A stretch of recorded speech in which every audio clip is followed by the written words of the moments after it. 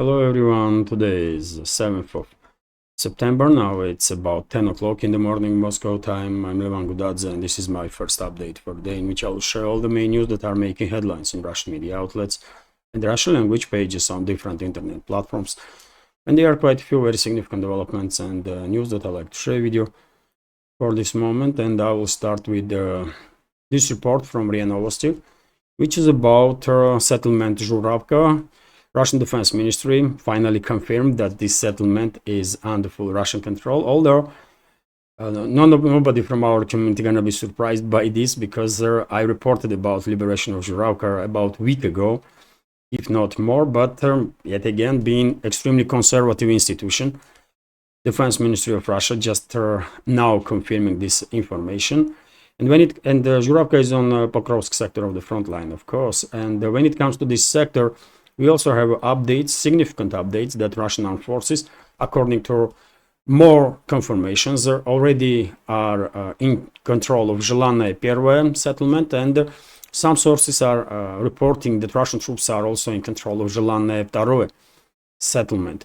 Russian DRGs are operating in vicinity of Gornyak settlement, and at the same time Russian troops conducted successful local-scale offensive operations to establish control over this most northern district, most northern part of Krasnogorovka settlement, and went further to establish control over these fields. And the reports are that Russian troops conducting offensive operations, local-scale offensives, to establish control over this most northern part of Krasnogorovka, which is, as you can see on the map, by the way, are a bit separated from main body of their city itself.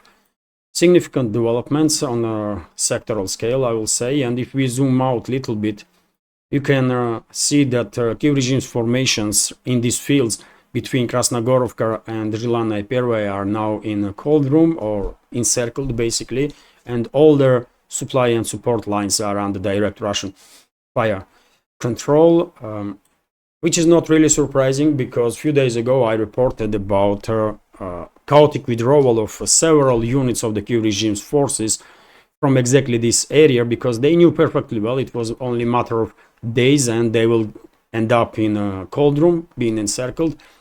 It is the case right now, and obviously it is difficult to say how many Kiev regime's troops are trapped in this cold room, but at least several hundred for sure. Maybe military channels will provide us more information on that.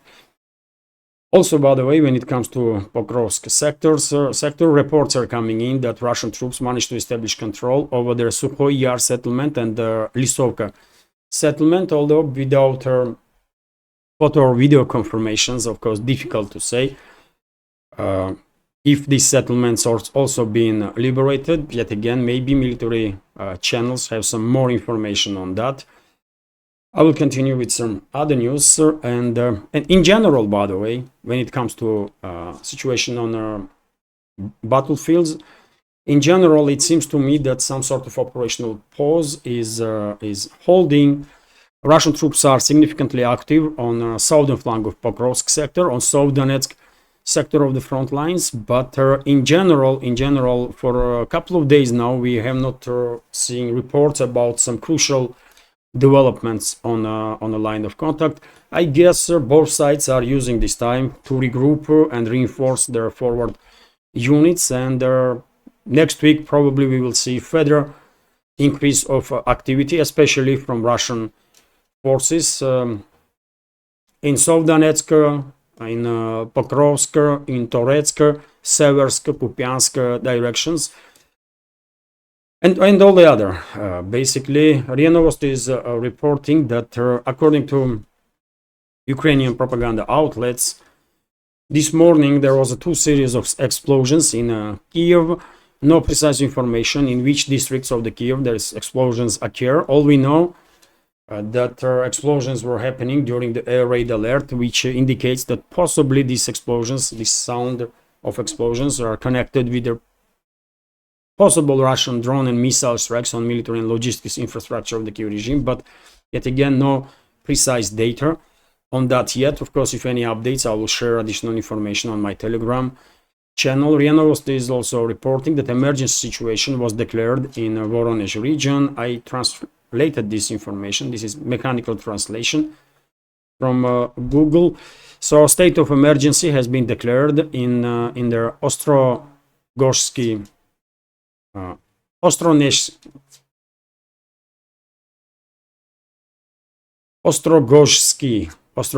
district of the Voronezh region, where explosive devices began to detonate at night.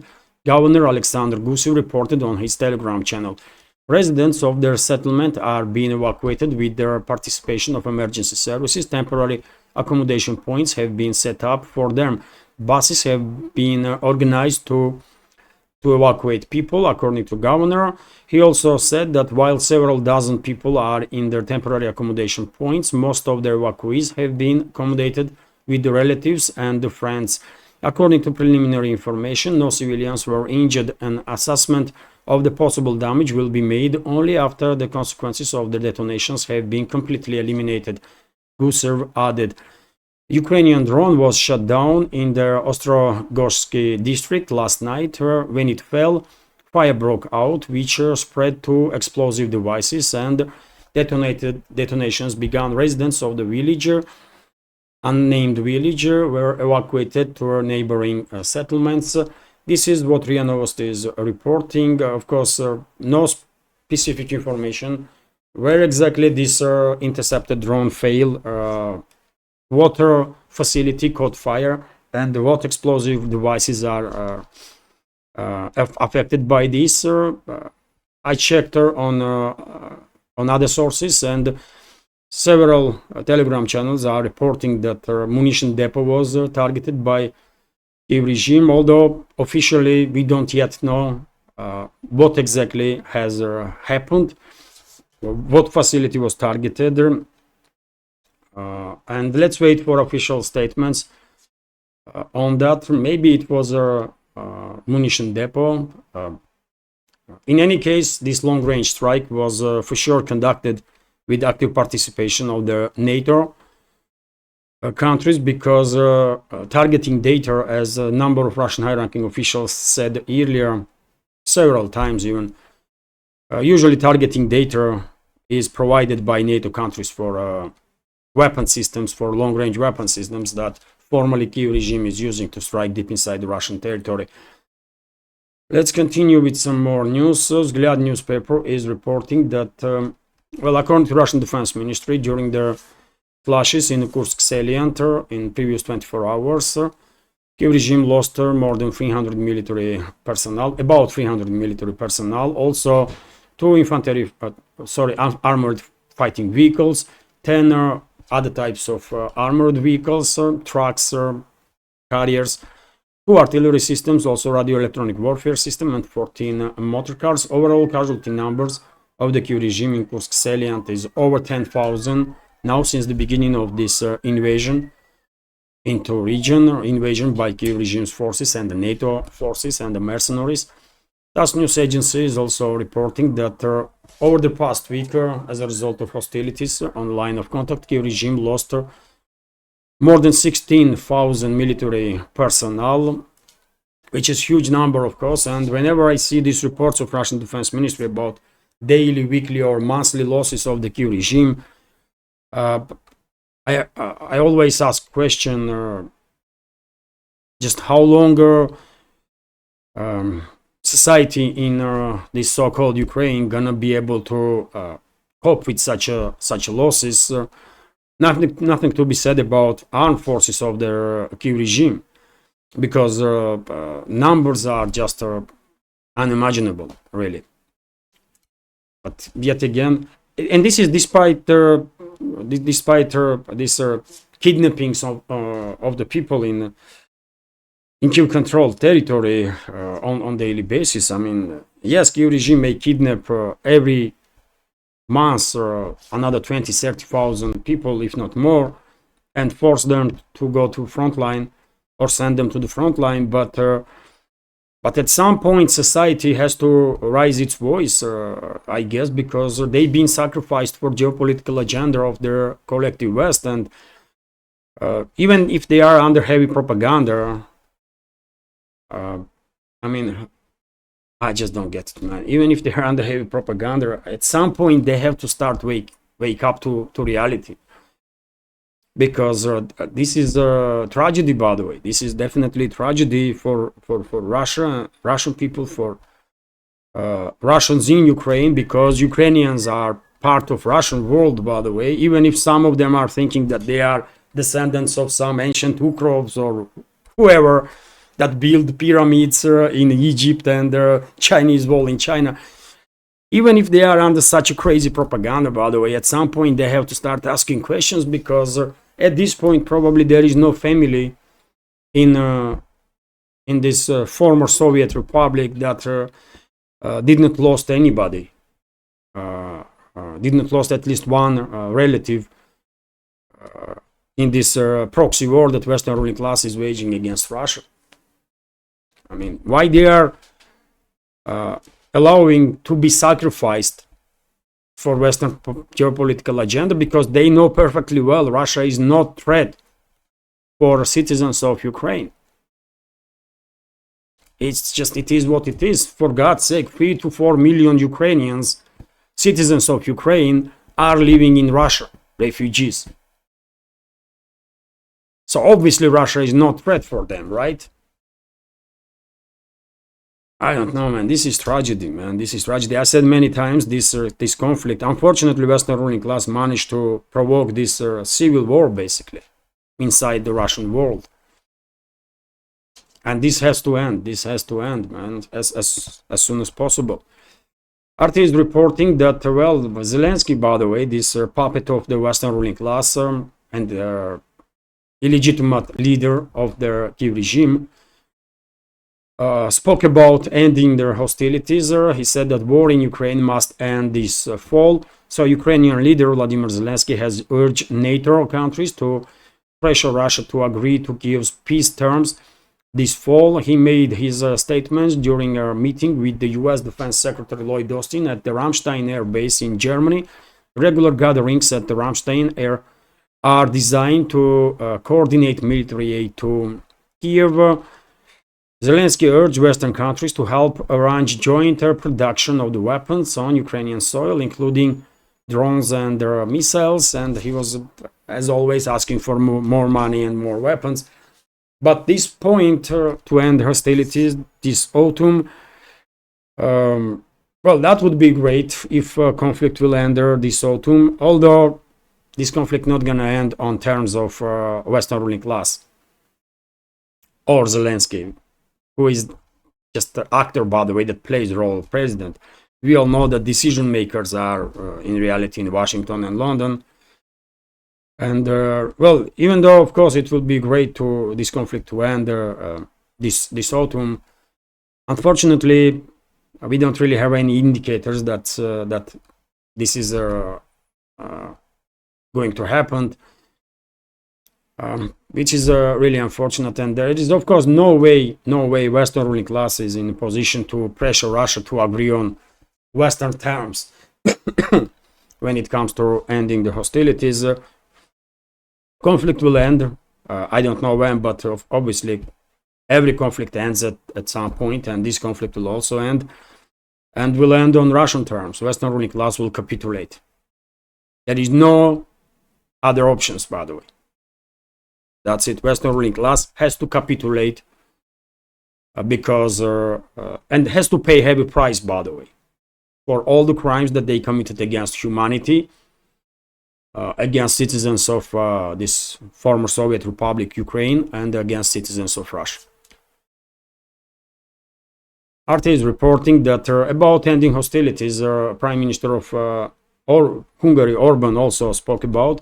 So Moscow and Kiev should agree to ceasefire before drafting a detailed peace plan, Hungarian Prime Minister Viktor Orban has said, speaking at the International Economic Conference in Cernobbio, Italy, on Friday. He stressed that both sides would have to eventually come to the negotiating table.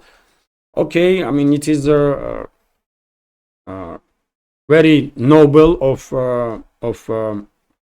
leadership of Hungary that they are still continuing pushing narrative of peace and ending this hostility, despite all the pressure that they are receiving from their collective West and Western ruling class. But when it comes to ending the hostility, Russian president was very clear, isn't it, in his relatively recent peace initiative or roadmap to the peace. He said that the regime has to agree, has to basically recognize Russian jurisdiction over the new regions and has to start withdrawing its forces from these regions.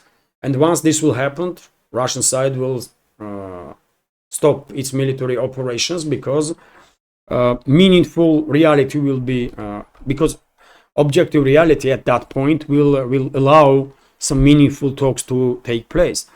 So maybe Orban means ceasefire in this regard, and Russian president was very clear on that Russia is not against it, but meaningful talks to start, Kiev regime has to take at least several steps, and one being recognizing Russian jurisdiction over their new territories and their withdrawing forces from this region. If they want to, they can do it right now, anytime. But after Kiev regime and NATO basically invaded Kursk region, I'm not sure that this peace initiative of Russian president is still open, by the way. Most likely not. Although, of course, he himself has to spoke about it. Vzglyad newspaper is reporting that France is about to receive some 300 million euros from frozen Russian assets, from the profits of the frozen Russian assets. And these 300 million euros will be spent, according to reports, on weapons for Kiev regime. So what kind of peace we are talking about, by the way? How Moscow can even consider any meaningful peace talks with the Western ruling class when this is happening on a daily basis. Yesterday we had a report that the UK is sending new military aid package for 160 million pounds. Also we had reports yesterday, that was, isn't it, that the US is sending another military aid package for $250 million. Now this information that Europe is stealing 300 million euros from the Russian assets, frozen assets, to spend it on military aid package for Kiev regime. In this environment, what kind of peace talks may take place, man? It's not happening. That's why I'm saying, by the way, this conflict will end one day, and this conflict will end with the unconditional surrender of the Western ruling class, capitulation of the Western ruling class. It is what it is. And to achieve this, by the way, if necessary, let's do mobilization, by the way, and take me first. I'm no military person, I have no military experience, but if necessary, if that's what it takes to defeat our enemies, then let's do this and take me first. I can be useful on a battlefield. I can bring some, I don't know, shells to artillery, or I don't know, probably I can do something, right? To be supportive, useful. So let's do this, man, but we have to win this conflict, by the way. There is no other way, no other option is available. We have to win this conflict with the collective West, with the Western ruling class. So that's my position, by the way. If necessary, if we need more manpower, let's do mobilization. And then take me first, for God's sake. I am a reservist. I'm 47-year-old reservist, and I'm, if mobilized, I'm not gonna run away, by the way. I have my duties to my family and to my society. I'm a citizen of Russia, so I'm gonna act on that. Vzglyad newspaper is reporting that, well, according to CNN, US noticed, US militaries, I guess, and intelligence services are noticing Russian activity on Russia's activity, underwater activity towards these underwater communications lines that are used for connection by the collective West and for connection of the collective West to the rest of the world. Interesting news. I don't think Russia is planning to sabotage those communication lines. Although if something will happen with those lines, nobody should be surprised, especially after what Washington did to Nord Stream pipelines, right? And one way or another, but retaliation has to happen. You cannot forgive and forget that your strategical infrastructure being targeted by other country. So let's see how the situation develops. But interesting news that at least some institutions in US are wary that Russia may take out communication lines of their collective West. Yet again, I'm a bit skeptical that will happen, but who knows? And before I continue, dear friends, let me notice, if I may, that this small media project of mine with several channels on YouTube, Rumble, Telegram is completely subscriber funded, and I will be immensely grateful if you will also consider to support my work and this project with small donations through PayPal or Boosty platform. This is a Boosty platform, by the way. Very convenient platform for me personally, especially once I was cancelled on Buy Me Coffee platform due to my Russian citizenship. And although I'm personally not sanctioned, by the way, at least not for now, but because I'm Russian citizen, that was enough for administration of the Buy Me Coffee to cancel my account, to cancel me. Okay. And since then, I'm actively using Boosty, and it is very convenient, by the way. So yes, you can support with donations through PayPal, which is world-known platform, and also through Boosty. Although same time or as an option, you can also subscribe to my Patreon page, which is much more developed than my page on Boosty, and support that way. I really hope our community on Patreon will reach 200 before end of this year, and once we will manage to do so, this project will probably be in a safe place, I guess, and there will be no constant struggle month to month for survival. So all the links are on this video in description box and in the pinned comment. Subscription on my Patreon, monthly subscription starts from $5, and then you can choose your level of support. I mean, you can support with $5 a month, you can support with $10 a month, or 20, 50, 100 if you are rich. And you can also subscribe to my page on Boosty, by the way. I have plenty of bonus videos here also. That's been said, let's continue with some additional news. And Kommersant newspaper is reporting that US and Iraq achieve a preliminary agreement about withdrawal of coalition forces from Iraq. Although, according to Reuters, US wants to maintain at least a little military presence in Iraq indefinitely. Let's see if Baghdad will agree on that. But according to current preliminary agreement, US and coalition forces should start withdrawing from Ain Assad base before September 2025.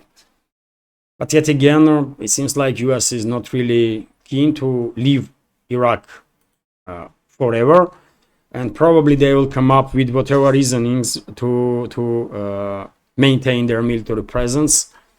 They will create new terrorist organization, by the way, in Iraq. They will start terrorizing people in Iraq, and they will then say, you know what, you have issues there with the terrorists, let me help you deal with these terrorist groups, and to help her I need to maintain military base here. That's what US does, by the way. CIA, Pentagon, these terrorist organizations, by the way, they are well known for this terrorist activity, right?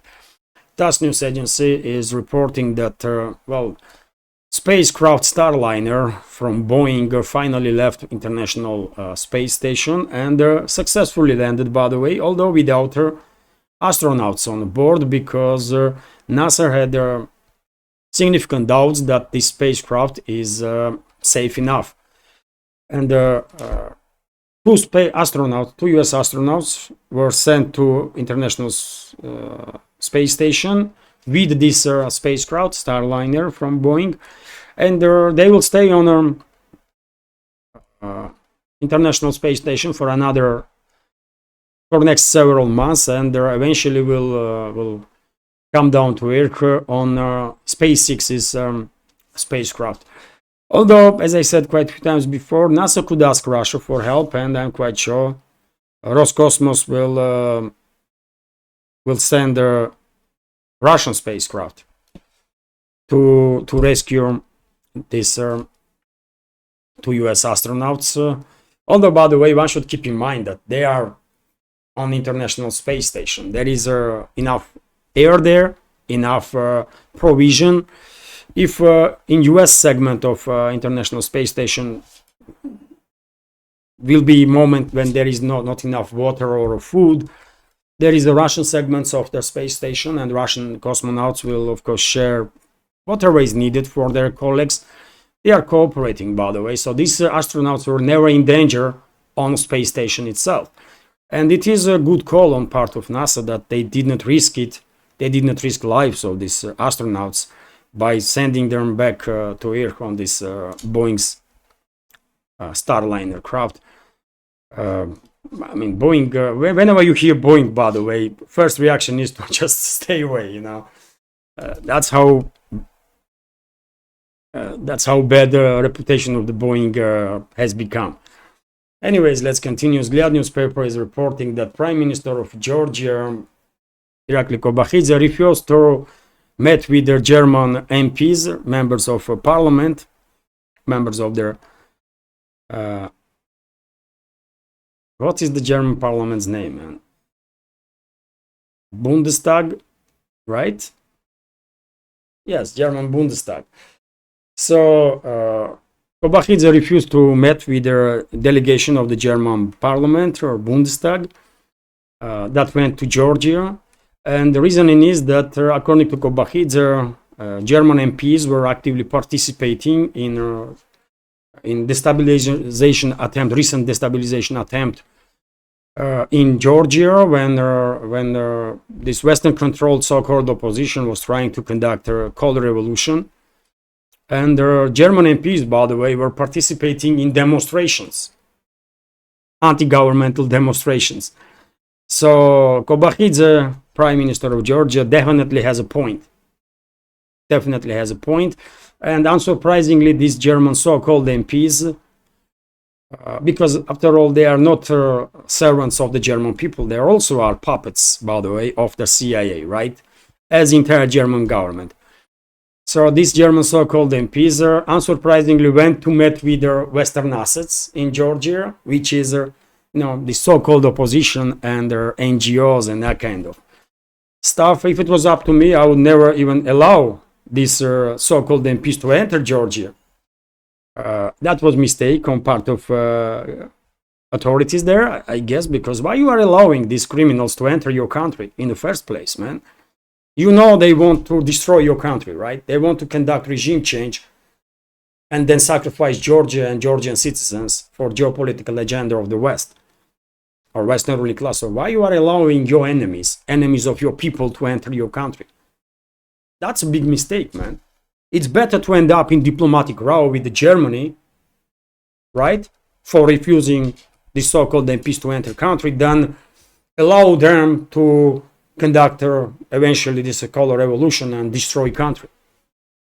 This is my understanding of the situation, but it is still good that Georgian government understands perfectly well what kind of threats Western ruling class and their puppets in governments of different countries in the collective West, including Germany, are posing for Georgian people, by the way, citizens of Georgia. Let's continue. And the interesting statement from President of Azerbaijan, Ilham Aliyev. He stated that Baku, capital of Azerbaijan, never was and never will be in anti-Russian coalition and will never join anti-Russian campaign or sanctions, which is great, by the way. Relationships between Moscow and Baku is on a good level, in a good place, and cooperation is constantly increasing between the two, which is great. Undoubtedly. What is unfortunate is that under leadership of Pashinyan, Armenia is getting more and more distance from Russia, which is really unfortunate. But yet again, if that's what Armenian people want, or if citizens of Armenia want, then what you gonna do about it? But in case of Azerbaijan, situation is very different. Cooperation is on high level, and this statement of President of Azerbaijan once again demonstrates this friendliness and friendly attitude of Baku towards Moscow. And they're willing to further cooperate, which is great. RIA Novosti is reporting that YouTube is beginning to conduct this new wave of how should I say it? YouTube is beginning its new way of anti-Russian censorship on its platforms. This is Google and YouTube's administrations, of course, and they already shut down a channel of the Lauren Chen, and reasoning is that she was cooperating with RT, as if cooperation with RT is some sort of a crime.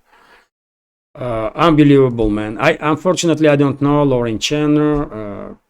I'm not familiar with her work, but it's not acceptable. It's unacceptable, by the way, when bloggers have been cancelled just because they were cooperating with one media outlet or another. It don't really matter if it's a Russian media outlet or US or German, or I may disagree with whatever CNN is reporting, for example, but I will never support if bloggers that were cooperating with CNN will get cancelled. It's just not okay. It's not correct, right? But tell this to administration of the Google and YouTube. Unfortunate, by the way, and therefore, because this new wave of anti-Russian censorship has begun on Western platforms, especially on YouTube, well, my channel can be deleted. I never cooperated with RT, although I applied for work, by the way. I wanted to work in RT. I applied for a work some 2 years ago when I started making these videos, because in my understanding that was a good opportunity to improve my English, because in RT I never been there, but I was thinking there should be many English speakers there, so I will talk to them in English and my language will improve. So I applied for work there and they did not even reply, unfortunately, man. But still, no hard feelings, by the way. I mean, okay, they did not want to take, give me a job. It's okay. It's okay, a different story. But anyways, by the way, because of this new wave of anti-Russian censorship, anti-Russian hysteria, unfortunately, my channel may get cancelled also on YouTube. And therefore, to keep to maintain communication and keep in touch, please consider to subscribe to my Rumble channel, which is after all even monetized. My channel on YouTube not even monetized and will never be monetized, but on Rumble I have no issues on that. My channel is monetized, and if one day subscriptions or community on Rumble will be big enough, and if view numbers will be big enough, maybe Rumble can become a significant source of financial support for this project. I hope so. Right now, by the way, views are very rarely more than 1,000, and each video, monetization of each video is like 20, 30, 50 cents, rarely 70 cents about, and even less chances are that video will get $1 or something.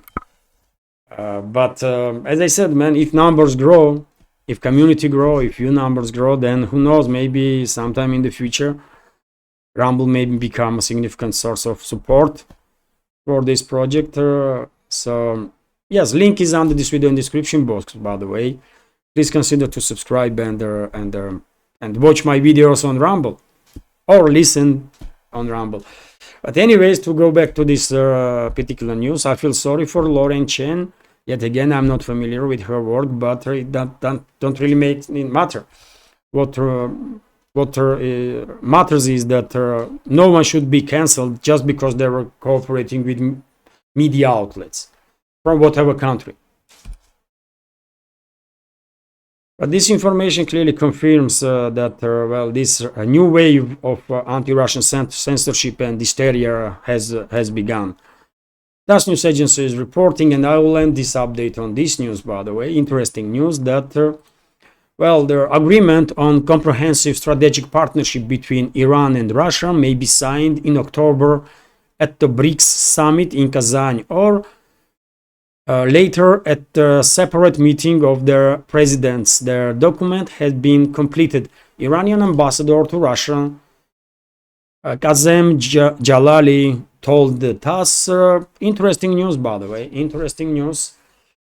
Great news, I will say. And the rumors are that maybe Russia and Iran will sign this comprehensive strategical partnership agreement will include bilateral support in case of foreign aggression. Rumors are that may be part of a deal also, which of course makes Iran much more safer, secure, and the Middle East much more secure, because in that case probably this extremist forces in the world, Western ruling class for example, will maybe think twice before they will provoke war with Iran. Maybe. Let me check how long is this update. It's 37 minutes already, and I have a few more news, by the way. Of course, let me go through headlines at least. So Interfax is reporting that according to Ministry of Economic Development of Russian Federation, inflation numbers on 2024 in year-on-year terms will be not 5.1 as it was predicted earlier, but 7.3 most likely.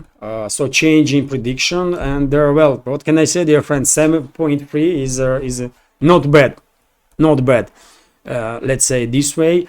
Any number under double digits is not bad, really, especially if you take into account all this pressure from the Western ruling class that is imposed on Russia.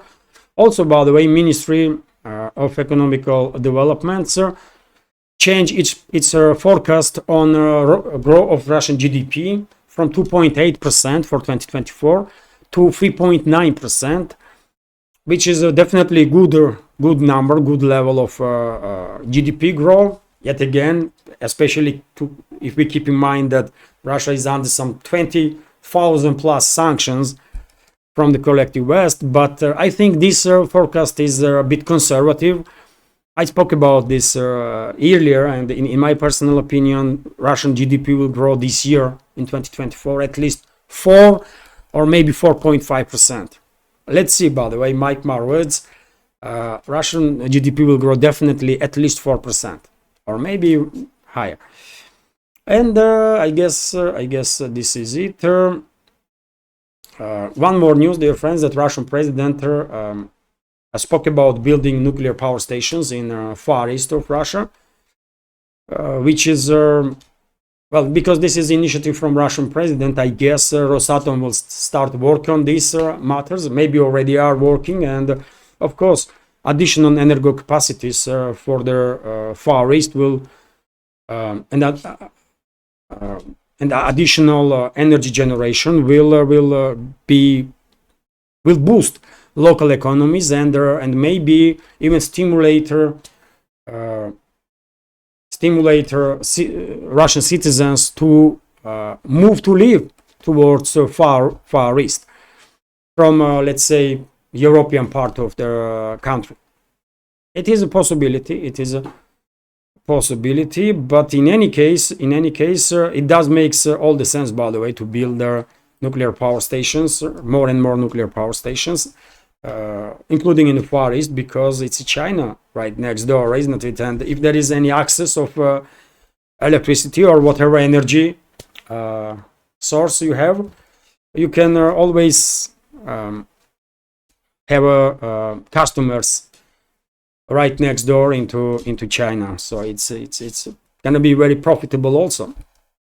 And this is it for now, dear friends. Hopefully you will find this update informative, interesting, and useful. And if so, please click that like button and leave some commentary just about anything, any topic will do, because this is the only way we can at least try and influence YouTube's algorithm, immensely unfair and aggressive algorithm. And there are more likes and comments will help on Rumble also, by the way, of course. And for very same reason, if you can, please share information about my channel with your friends in real life or on internet, on any of the platforms that you're actively using. So yes, this is it. If you like my work, if you want to support, you can do it. Of course, all the links under this video in the description box and in the pinned comment. Have a great day, wonderful weekend, and take care. Bye for now.